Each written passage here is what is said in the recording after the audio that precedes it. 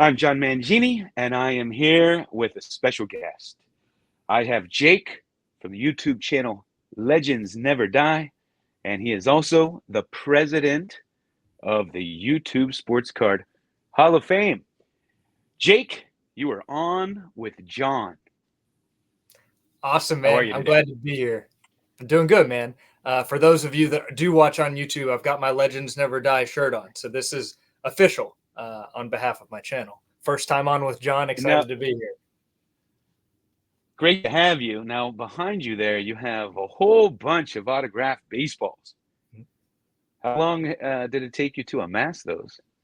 Oh, man. I've been collecting baseballs along with cards and bobbleheads and autographs. I mean, I probably got my first autographed baseball, I don't know, 15 years ago, something like that. So a long time. There's just over 100 behind me. There's some in these open window parts of my storage unit here behind me, the big unit. Yeah, no, I was just about to ask you if you knew how many you had.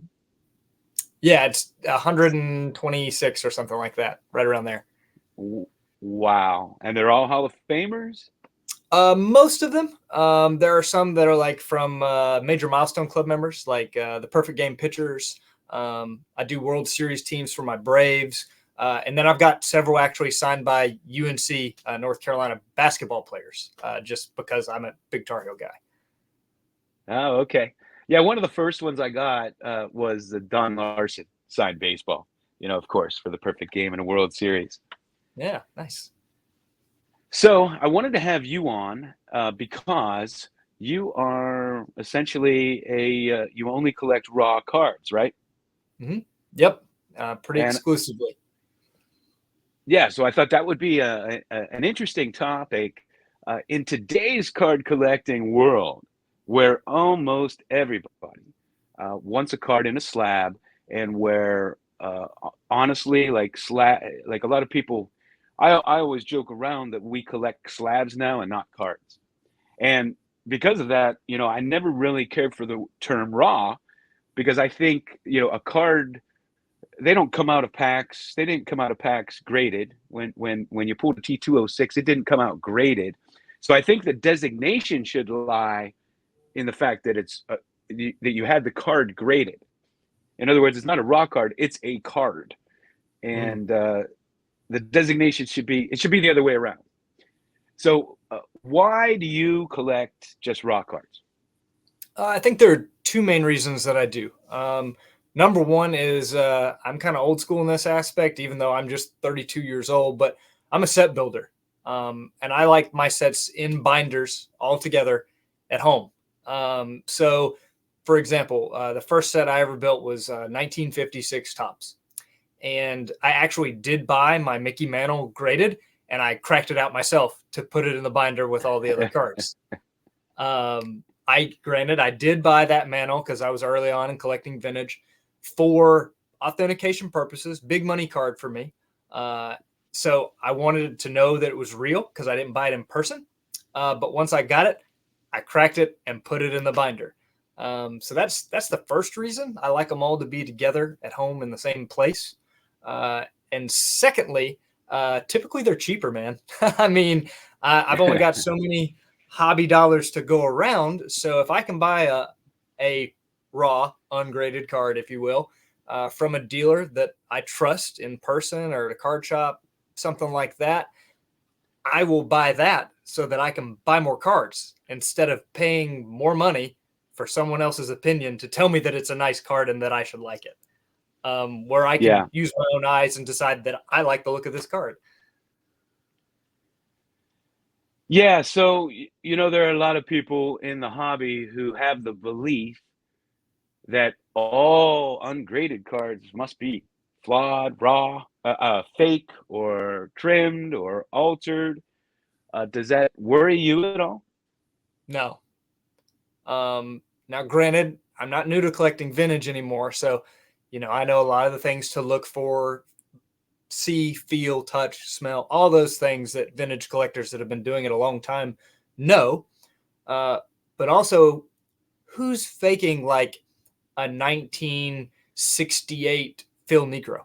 Like, really? Like, someone's going to Right. pick a 1968 Phil Necro? Come on. Now, I get it if you're a little more hesitant with the Mantles, the Jackies, the Aarons. I understand that. And I would say, establish relationships both online and in person with sodas that you trust, that you trust their opinion. If they believe that it's real, then you can have confidence in that within a shadow of a doubt for yourself. That's how I approach it.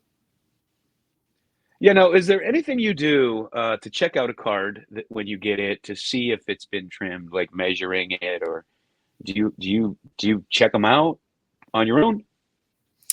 Uh, Most of the time, at least a card that I think is trimmed, I would compare it, just hold it up to one of my other cards that I have. Since I collect like 40 something sets, so I probably have the ones that I'm buying to compare another one to. So yeah, if I'm like, this one don't look quite right, I may just measure it up against another one that I have.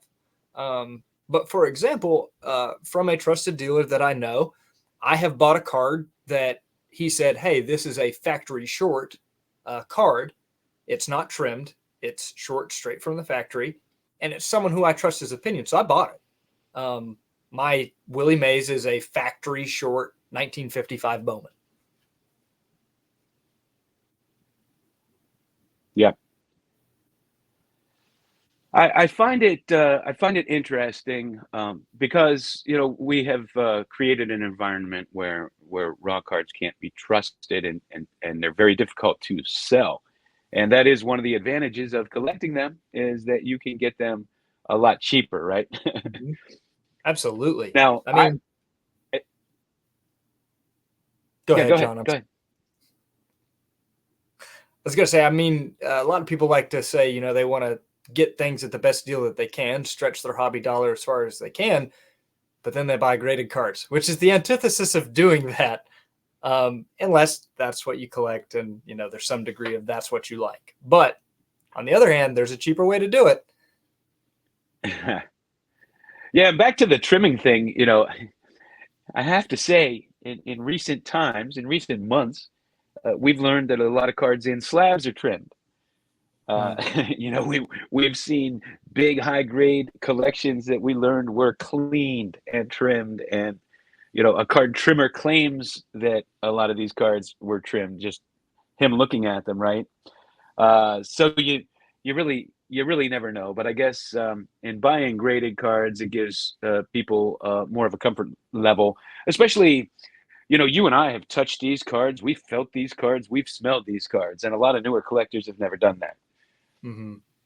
When too, I guess it's a little bit different from the standpoint of from my collection where I operate and the circles I run in, if you will. Uh, Everything in my collection, if I graded it, which I won't, but if I did, there's probably not a card in this room that a grade higher than a 4, a vintage card.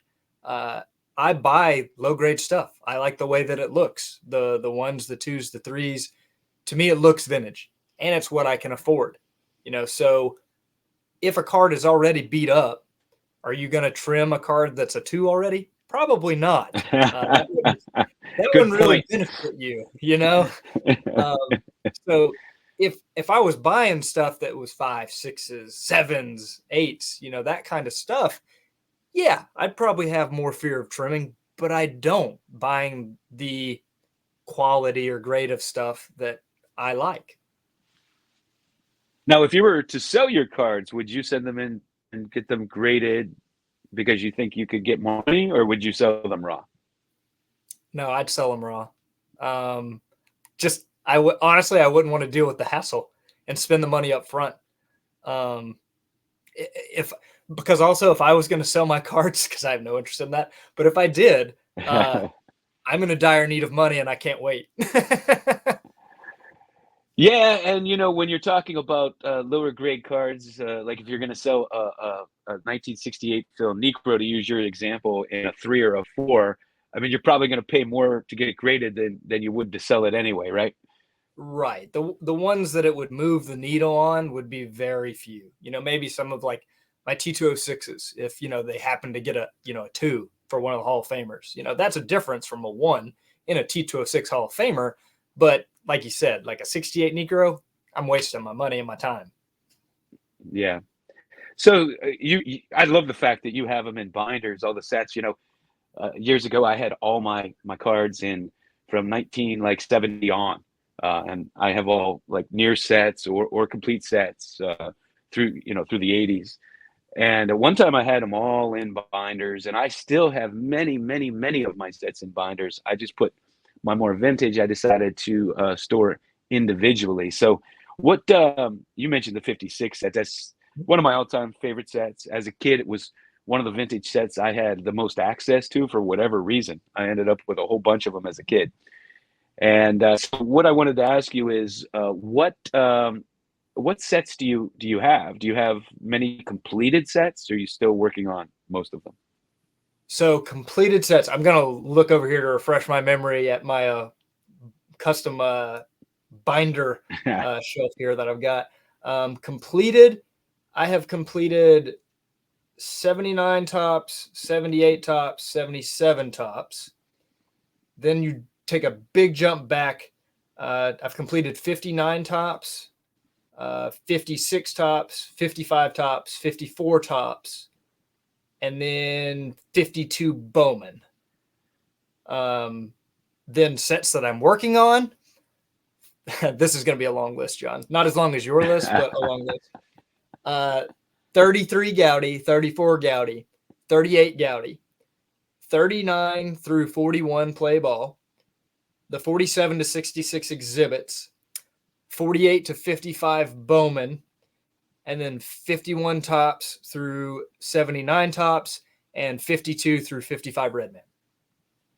I got them all. Wow, man, you have some amazing completed sets, and some of the most iconic cards in the hobby. I have never. The one that stood out to me was the 47 to 66 exhibits. I have never seen anybody have a complete set of those. How many cards are in that set? Do you know off the top of your head? So it depends on how you approach the set. And you know this, John, but for your listeners out there, there's for a lot of sets, even the main top sets, there's your base set, and then there's your master set with all your variations and errors and those kind of things. Well, for the exhibit sets specifically, they were released by the exhibit company from 47 to 66, that run of series. There are multiple images for multiple players, multiple poses. And then even within those poses, there are different errors and different versions, whether they were printed differently. Some say printed in USA, some say made in USA, some don't have that at all. The Mickey Mantle pose with the bat, for example, it has some where the C and K connect, the C and K don't connect, so on and so forth. I know Stuke at Stuke's Baseball Cards and Curiosities, he's doing a master set with every variation, with every pose. I'm not doing that version.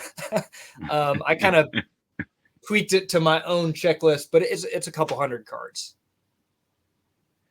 That would be an incredible set to put together, especially a master set with all the variations. Now, I understand that you could tell what specific year, they were made by that, made in the USA or whatever's down there, right? Are you aware of that? Do you know how to tell them what year it's made?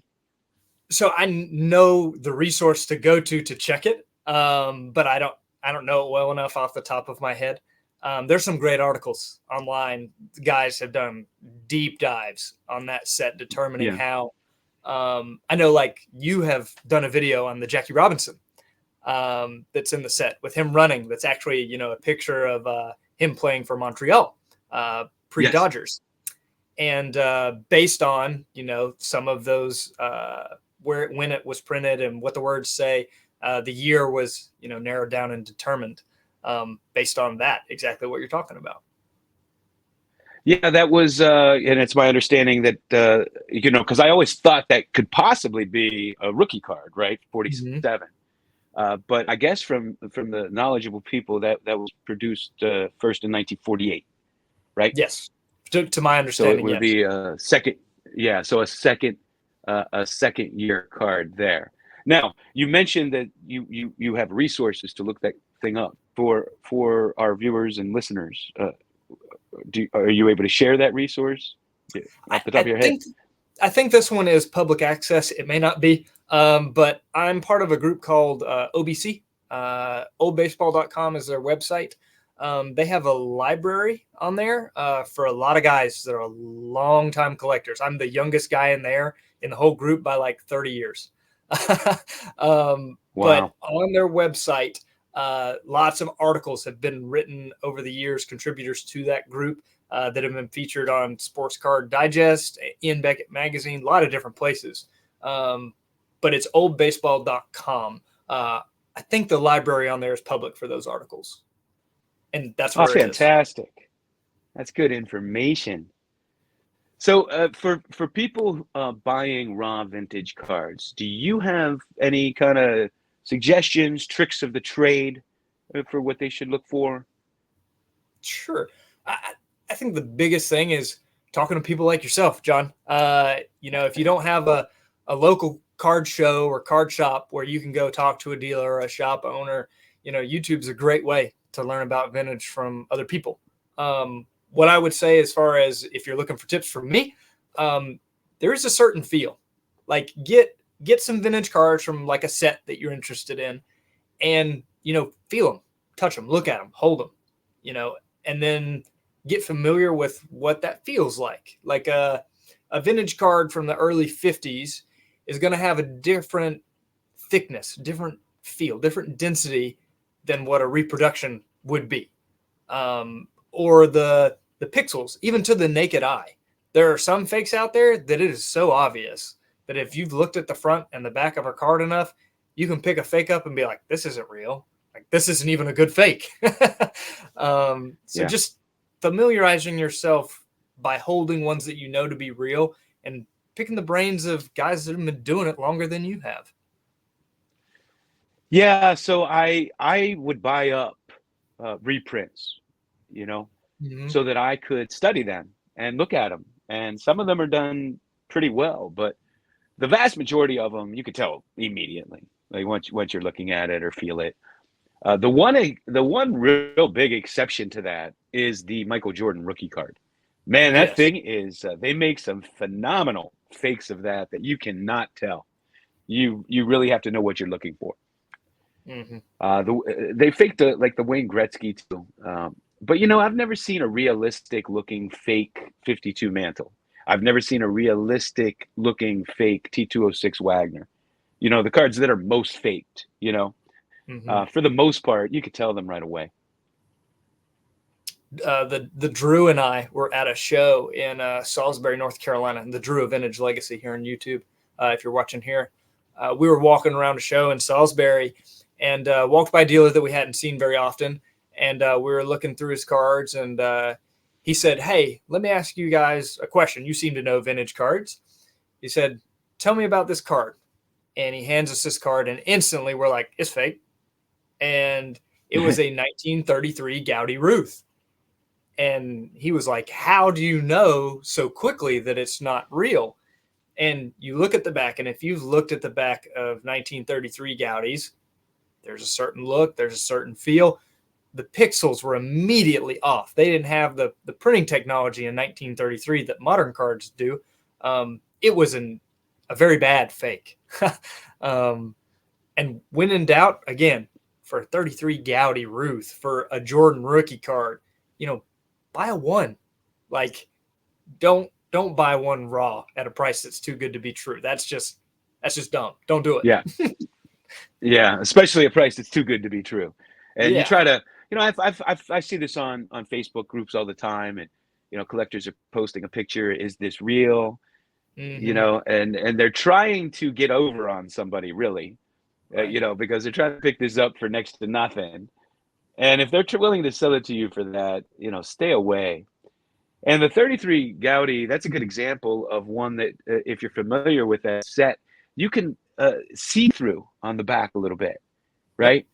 Yep. And that's near impossible to duplicate. It almost, like, if you're not familiar with the set, it almost looks like the authentic ones. You're like, there's something wrong with this. But that's the real card. Yeah. It just looks odd. And a lot of people will post a picture on those Facebook groups and say, "Hey, is this real?" And it's really difficult to tell from a photo if it's real or Mhm. not. It depends on the quality of the photo. Depends on if there are certain things that stand out. For instance, one of the things they used to do to make cards look old and vintage was they would dip them in tea and kind of have a staining, and they have these little tan squiggly lines, and it just Mhm. stands out like a sore thumb once you know what you're looking at. Have you ever Mhm. seen those? Oh yeah, I think it's Etsy. There's people on there that sell those that like they've been Yeah. aged, where they dip them in tea and they microwave them and do whatever they do to them to make them look old when they're a reprint, which is crazy, man. But I mean, something that you can look for if you collect low grade stuff, there's going to be an imperfection that I would say, I'm not going to say can't be duplicated, but would be hard to duplicate. Or why would they duplicate it? Like a fisheye, right? Or a Yeah. printing error, printing mark, printing line, printing error. Why would you fake a card like that? Because in theory, if you're faking a card, you're trying to make money, right? You're not Yeah. doing it to minimize the money that you can make. So why would you put a print dot or a fisheye or a mark or a print line on there on a card like a 1953 tops Hal Newhouser? Why would you do that if you were faking? Right. So Right. just food for thought there. Yeah. Yeah. Another bad sign is when all four corners are rounded perfectly the same, and they Yes. they just don't look natural, right? Mm-mm. And when you've been dealing with sports cards as long as you and I have, you get this kind of sixth sense where you just look and like you might Mm-hmm. not even be able to explain why but that just doesn't look right. Doesn't pass my sixth sense. Mm-hmm. You know what I'm talking about there. Mm-hmm. I bought a 1953 tops Billy Martin. This is one of the only cards I've ever encountered at a show that I bought that was fake. I bought a 53 tops Billy Martin, and I bought it from a table, walked back over to my friend's table, and I was taking the cards out, putting them in new top loaders, all that kind of stuff. I take out the Martin, I'm instantly like, wait. And I flip it over and I look at the back. I'm like, let me take this out of the penny sleeve. I touched it. As soon as I touched it, I was like, this is a fake card. And Yeah. I walked it back over to the dealer and I handed it to him. And I said, take that card out of the penny sleeve in the top loader. He's like, okay. And he takes it out and he goes, oh, this is a reprint. And I was like, yeah. So he gave me my money back. No big deal. But if you know the feel, like you say, it just something looked off and I checked it. Sure enough. Yeah. Now I know as a set collector, you keep most of your cards in binders. Do you keep them all in binders, or do you have individual cards that you store in individual holders? For my sets, they are all in binders, with the exception of my T206 set. Short explanation on that. I was able to acquire my cousin's T206 set that he collected when we were kids. He Oh was about wow, 10 years. He was about 10 years older than me, and he nice. started building the monster. And I thought it was lost to history, and come to find out about a year ago at Thanksgiving, he still had it. Oh And wow. was able to work out a deal and I got it. And the reason that's an exception is he had part of the cards graded and part raw. And uh, kind of in his memory, in his honor, I'm not going to crack any of them because those are the way he had it that my cousin did. And I want to remember that. So for T206, if I get them graded, they'll stay. If they're raw, they'll stay. But everything else, vintage wise, is in my binder unless it's a double, and then I have it, top loaded or card savored and in the big unit behind me. Oh, well, that's what I was going to ask you. How you store the individual ones? Like, some people love top loaders. Some people want one touches or screw downs or uh, semi rigids. Do you have a preference on how you would store the individual ones? For the modern standard size card, I do those in top loaders. For your 56 and before that, were the bigger size cards. I like the card saver ones better. Or like, Yeah. for example, if you're watching on YouTube, I mean, I do have like this 1920 Z Nut. It's in a top loader because it's small enough. But I have some like this in Card Saver 1s, Card Saver 2s as well. Yeah, the odd sizes, I definitely prefer the semi-rigids, and that's usually my go-to. But it depends on the card. It depends on the set, really, for me. Yeah. Now, you do know that they sell PSA graded binder pages, and if you wanted to put your T206s in a binder and have your raw ones in pages, you could put the graded ones in there. Like I do that with a lot of the sets that I have. I might have just a couple of the top rookie cards in the set that are graded, or I just have a few cards I picked up graded over the years, and I'll put those in the front in the graded card pages, and then the rest will be in regular pages raw behind them. You ever do That's anything like that? Well, I guess I'm still early on having them, and I'm debating what I want to do with those. I've had all the thoughts of getting a binder like that where you can combine them, or if I want to have some kind of custom box that I put them in, that's really nice, kind of like Alex Bowman 53 did with his Bowman 1953 Bowman color set. But for now, I've got 2 display cases I used to use at shows a long time ago, set up in my room. So right now, all the graded ones are in one, and all the ungraded ones are in the other. For now, they're in a holding place. I've only got about 70. Yeah, well, for anybody watching or listening, those graded card pages, they are fantastic if you want to put them in an album. And you can also use, if you have just the four pocket pages sitting around, they fit in there. You just have to be a little careful because they're a little slippery and they could fly out if you tilt the binder. And those 4 pocket pages, they also fit the Card Saver 1s very perfectly, and they actually stay in there pretty securely. So special cards that I would put in there, like autograph cards or something, I will put those in a binder in the 4 pocket pages as well. So Jake, your the YouTube Sports Card Hall of Fame is generating a lot of buzz already. You're going to have your work cut out for you, man. You're going to be busy this year.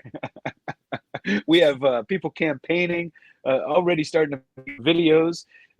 Every year that thing has a lot of controversy, right?